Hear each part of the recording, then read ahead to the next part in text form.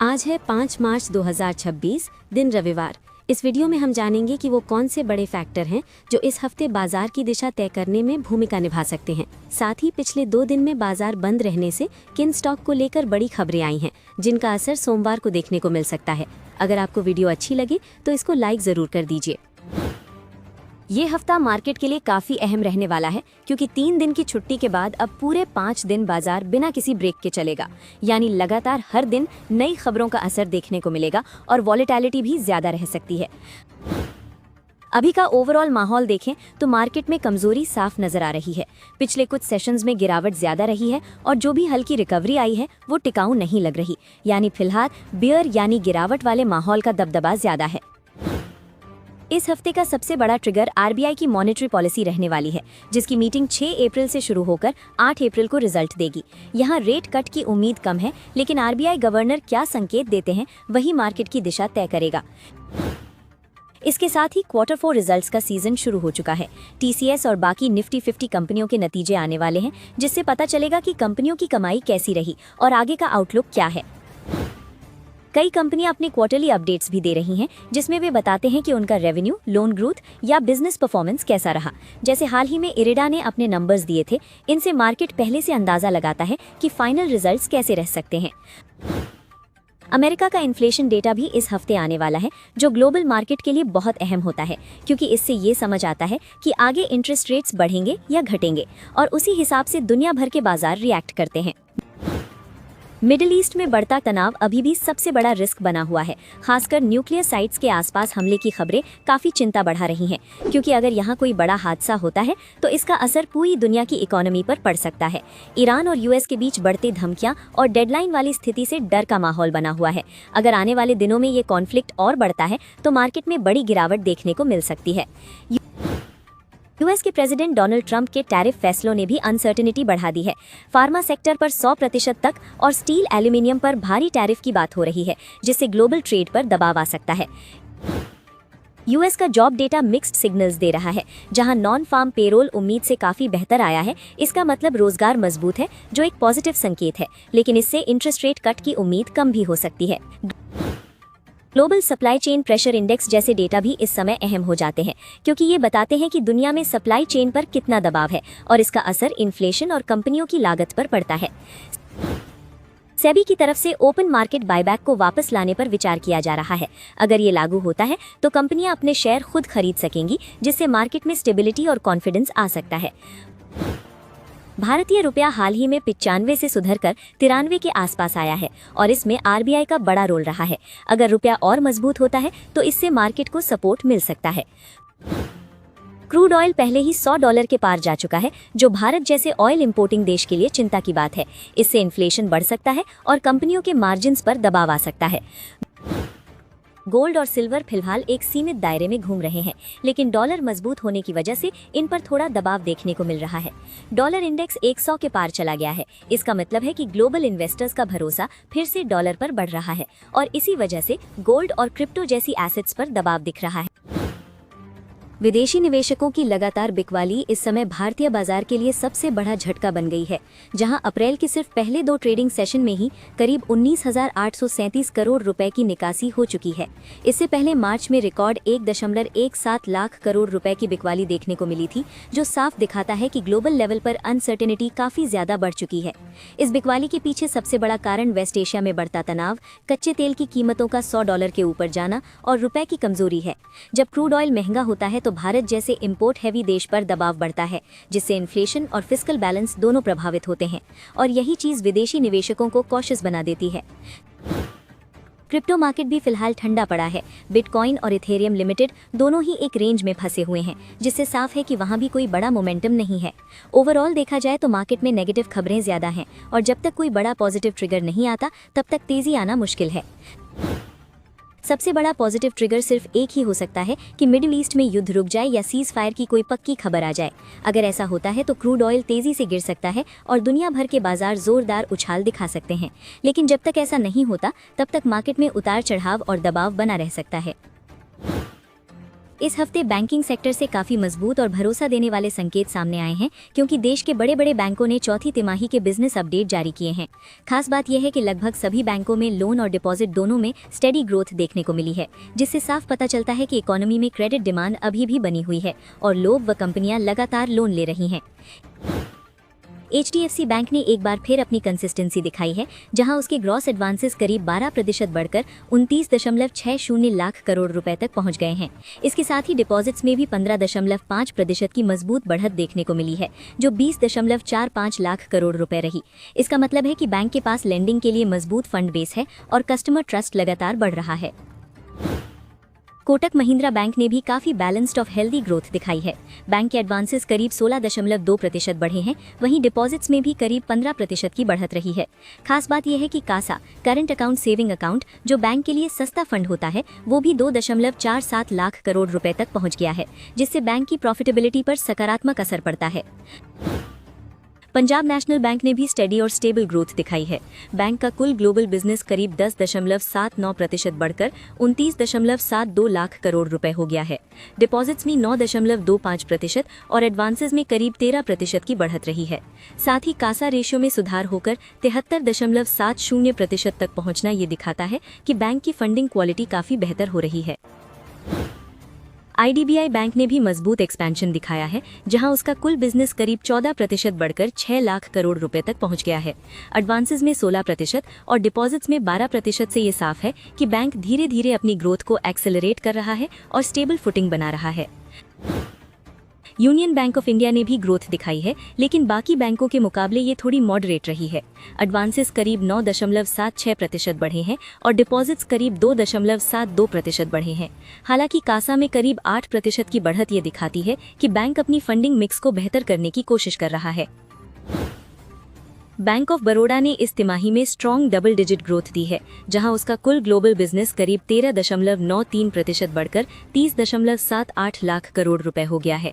Advances में 16.23% और deposits में 12% की बढ़त ये दिखाती है कि बैंक अग्रेसिव तरीके से अपने लेंडिंग बिजनेस को बढ़ा रहा है और बैलेंस शीट को मजबूत बना रहा है।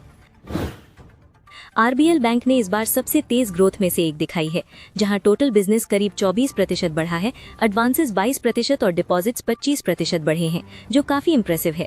हालांकि कासा रेशियो में हल्की गिरावट आई है, जिससे ये संकेत मिलता है कि बैंक को लो कॉस्ट फंडिंग बनाए रखने पर और काम करना होगा। बंधन बैंक ने भी स्टेडी परफॉर्मेंस बनाए रखा है, जहां लोन्स और एडवांसेस करीब 12.6% बढ़कर 1.54 लाख करोड़ रुपए तक पहुंच गए हैं। डिपॉजिट्स में भी 10% की बढ़त रही है। हालांकि कासा रेशियो में सालाना आधार पर थोड़ी गिरावट दिखी है, लेकिन तिमाही आधार पर सुधार देखने को मिला है, जो एक पॉजिटिव संकेत है। पंजाब एंड सिंध बैंक ने भी मजबूत ग्रोथ दिखाई है, जहां उसका कुल बिजनेस करीब 15% बढ़कर 2.44 लाख करोड़ रुपए हो गया है। एडवांसेस में 18.39% और डिपॉजिट्स में 12.37% की बढ़त ये दिखाती है कि बैंक लेंडिंग ग्रोथ को तेजी से बढ़ा रहा है। IDFC फर्स्ट बैंक ने भी काफी तेजी से एक्सपेंशन जारी रखा है। ग्राहक डिपॉजिट्स करीब 17.2% बढ़कर 2.84 लाख करोड़ रुपए हो गए हैं, जबकि एडवांसेस में 20% की बढ़त रही है। सबसे खास बात यह है कि कासा रेशियो बढ़कर लगभग 49.8% हो गया है, जो बैंक की लॉन्ग टर्म प्रॉफिटेबिलिटी और स्टेबिलिटी के लिए बहुत अच्छा संकेत है। अगर पूरे बैंकिंग सेक्टर की बात करें तो प्राइवेट बैंक्स और PSU बैंक्स दोनों ही अच्छा परफॉर्म कर रहे हैं, जो ये दिखाता है कि इकोनॉमी में ओवरऑल डिमांड बनी हुई है और लेंडिंग साइकिल अभी भी हेल्दी। बीते हफ्ते बाजार की कमजोरी का असर टॉप कंपनियों पर भी साफ दिखा, जहां 10 में से 6 बड़ी कंपनियों की कुल मार्केट वैल्यू करीब 64,734 करोड़ रुपए घट गई। सबसे बड़ा नुकसान भारतीय एयरटेल को हुआ, जिसका मार्केट कैप करीब 29,993 करोड़ रुपए कम हो गया, जिससे ये साफ है कि बड़े स्टॉक्स में भी सेलिंग प्रेशर बना हुआ है। इसके अलावा ICICI बैंक, बजाज फाइनेंस और HDFC बैंक जैसे बड़े नामों में भी गिरावट देखने को मिली, जो ये दिखाता है कि बैंकिंग और फाइनेंशियल सेक्टर भी इस दबाव से अछूता नहीं रहा। हालांकि इस कमजोरी के बीच कुछ कंपनियों ने मजबूती भी दिखाई, जहां TCS, इन्फोसिस और रिलायंस इंडस्ट्रीज में बढ़त देखने को मिली। इससे ये संकेत मिलता है कि IT और कुछ हेवीवेट्स अभी भी बाजार को सपोर्ट देने की कोशिश कर रहे हैं, भले ही ओवरऑल सेंटिमेंट थोड़ा कमजोर बना हुआ है। गिरते बाजार के बीच भी कुछ स्टॉक्स ने जबरदस्त मजबूती दिखाई है, खासकर एनर्जी और रिन्यूएबल सेक्टर में, जहां एक तरफ निफ्टी और सेंसेक्स करीब 8 से 9% तक गिरे, वहीं दूसरी तरफ इन सेक्टर के कई शेयर 10% से लेकर 28% तक चढ़ गए, जो बताता है कि यहां स्ट्रॉन्ग बाइंग इंटरेस्ट बना हुआ है। इस तेजी में प्रीमियर एनर्जीज सबसे आगे रहा, जिसमें करीब 28% की तेजी आई। इसके अलावा वारी energies, acme solar holdings, Adani power, NTPC green energy और अद्वैत एनर्जी ट्रांजिशंस जैसे स्टॉक्स में भी अच्छी तेजी देखने को मिली है। इस तेजी के पीछे सबसे बड़ा कारण ग्लोबल अनसर्टेनिटी है, खासकर मिडिल ईस्ट में बढ़ते तनाव की वजह से एनर्जी सिक्योरिटी एक बड़ा मुद्दा बन गया है। ऐसे माहौल में इन्वेस्टर उन कंपनियों की तरफ जा रहे हैं जो डोमेस्टिक पावर और रिन्यूएबल एनर्जी पर काम करती हैं, क्योंकि ये रिलेटिवली सेफ मानी जा रही हैं। दूसरा बड़ा कारण लॉन्ग टर्म ग्रोथ स्टोरी है, जहां भारत ने 500 gigawatt non fossil fuel capacity का लक्ष्य रखा है और बिजली की मांग भी हर साल बढ़ने की उम्मीद है। इसका मतलब है कि आने वाले समय में इस सेक्टर की कंपनियों के पास ग्रोथ के बड़े मौके हैं। इसके अलावा इंफ्रास्ट्रक्चर, डेटा सेंटर्स और इलेक्ट्रिफिकेशन में बढ़ते निवेश से पावर की डिमांड लगातार बढ़ रही है, जिससे इन कंपनियों को स्टेडी रेवेन्यू मिलने की उम्मीद है। साथ ही सरकार द्वारा डोमेस्टिक सोलर मैन्युफैक्चरिंग को बढ़ावा देने की योजना भी इन कंपनियों के लिए लॉन्ग टर्म में बड़ा पॉजिटिव ट्रिगर बन सकती है। इस हफ्ते की शुरुआत में कुछ ऐसे स्टॉक्स हैं जिन पर खास नजर रहने वाली है, क्योंकि इनमें management changes, orders, sales data और बिजनेस अपडेट्स जैसे बड़े ट्रिगर्स देखने को मिले हैं, जो शॉर्ट टर्म में मूवमेंट ला सकते हैं। सेल में बड़ा मैनेजमेंट चेंज हुआ है, जहां चेयरमैन और एमडी अमरेंदु प्रकाश ने इस्तीफा दे दिया है और उनकी जगह कृष्णा कुमार सिंह को अगले 3 महीने के लिए जिम्मेदारी दी गई है। ऐसे बदलाव शॉर्ट टर्म में स्टॉक पर असर डाल सकते हैं, क्योंकि लीडरशिप चेंज से फ्यूचर स्ट्रैटेजी पर सवाल उठते हैं। टाटा स्टील को 1755 करोड़ रुपए का बड़ा डिमांड नोटिस मिला है, जिसमें आरोप लगाया गया है कि कंपनी ने वेस्ट बोकारो कोलियरी में तय सीमा से ज्यादा कोयला खनन किया था। हालांकि ये मामला काफी पुराना है और वित्त वर्ष 2001 से 2007 के बीच का बताया जा रहा है, इसलिए शॉर्ट टर्म में स्टॉक पर दबाव और कल बाजार खुलते ही हलचल देखने को मिल सकती है। टाटा मोटर्स के पैसेंजर व्हीकल और जेएलआर सेगमेंट में मिक्स्ड परफॉर्मेंस देखने को मिली है, जहां सालाना आधार पर सेल्स में करीब 14% की गिरावट आई है, लेकिन क्वार्टरली बेसिस पर मजबूत रिकवरी दिखी है। इसका मतलब है कि डिमांड शॉर्ट टर्म में सुधर रही है, लेकिन ओवरऑल ट्रेंड अभी भी दबाव में है। नेशनल एल्यूमिनियम कॉर्पोरेशन लिमिटेड यानी नैल्को ने वित्त वर्ष 26 में मजबूत ग्रोथ दिखाई है। खासकर एल्यूमिना सेल्स में 30% से ज्यादा की तेजी आई है, जबकि एल्यूमिनियम सेल्स में हल्की बढ़त रही है। ये दिखाता है कि कोर बिजनेस में डिमांड बनी हुई है। रेमंड रियल्टी ने Q4 में जबरदस्त प्री सेल्स ग्रोथ दिखाई है, जो 139% बढ़कर 1519 करोड़ रुपए हो गई है। हालांकि कलेक्शंस में ज्यादा तेजी नहीं आई है। इसका मतलब है कि बुकिंग्स तो बढ़ रही हैं, लेकिन कैश फ्लो कन्वर्जन थोड़ा स्लो है। Mahindra and Mahindra financial services ने मॉडरेट ग्रोथ दिखाई है, जहां Q4 में लोन डिस्पर्समेंट 11% बढ़ा है, यानी लेंडिंग बिजनेस स्टेडी है, लेकिन बहुत तेज ग्रोथ नहीं दिख रही। हिंदुस्तान जिंक का Q4 परफॉर्मेंस मिक्स्ड रहा है, जहां जिंक और माइंड मेटल प्रोडक्शन में हल्की बढ़त आई है, लेकिन लेड प्रोडक्शन में गिरावट रही है। हालांकि क्वार्टर ऑन क्वार्टर बेसिस पर इंप्रूवमेंट दिखा है, जो आगे रिकवरी का संकेत दे सकता है। इमामी एक बड़ा एक्विजिशन करने जा रही है, जहां वो एक्जियम आयुर्वेद में बची हुई 73.5% हिस्सेदारी करीब 200 करोड़ रुपए में खरीदेगी। इससे कंपनी अपने आयुर्वेद और हेल्थ सेगमेंट को और मजबूत करने की कोशिश कर रही है। रेल विकास निगम को 442 करोड़ रुपए का नया ऑर्डर मिला है, जिससे इसका ऑर्डर बुक और मजबूत हुआ है। ऐसे ऑर्डर्स फ्यूचर रेवेन्यू विजिबिलिटी बढ़ाते हैं और स्टॉक के लिए पॉजिटिव माने जाते हैं। गोदावरी पावर एंड इस्पात को अपने 6.91 मेगावाट पावर प्लांट के लिए कंसेंट टू ऑपरेट मिल गया है, यानी अब ये प्लांट पूरी तरह ऑपरेशनल हो सकता है, जो कंपनी की प्रोडक्शन कैपेसिटी को बढ़ाएगा। हिंदुस्तान कॉपर ने वित्त वर्ष 26 में प्रोडक्शन ग्रोथ दिखाई है, जहां ओर और मेटल प्रोडक्शन दोनों में अच्छी बढ़त दर्ज हुई है, जिससे कंपनी के कोर ऑपरेशंस मजबूत होते दिख रहे हैं।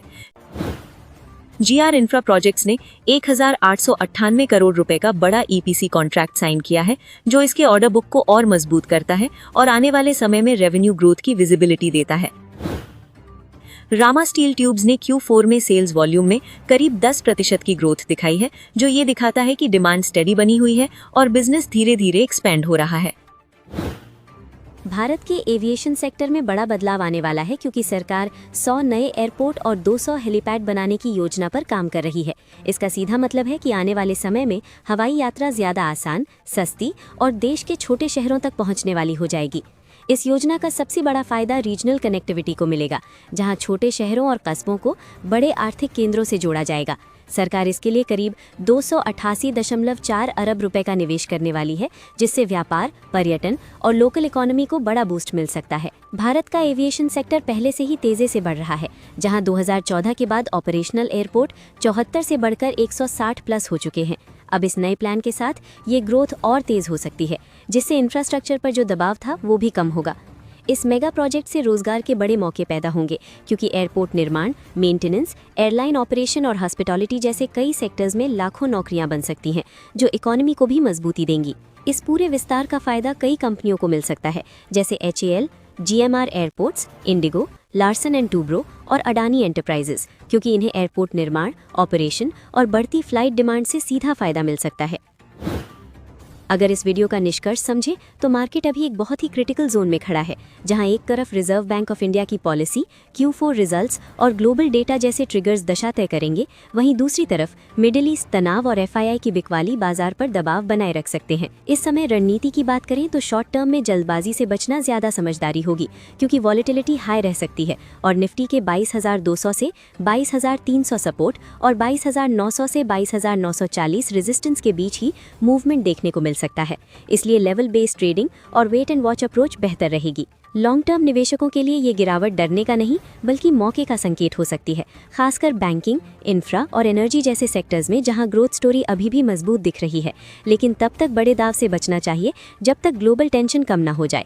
आज की वीडियो में इतना ही, मिलते हैं अगली वीडियो में।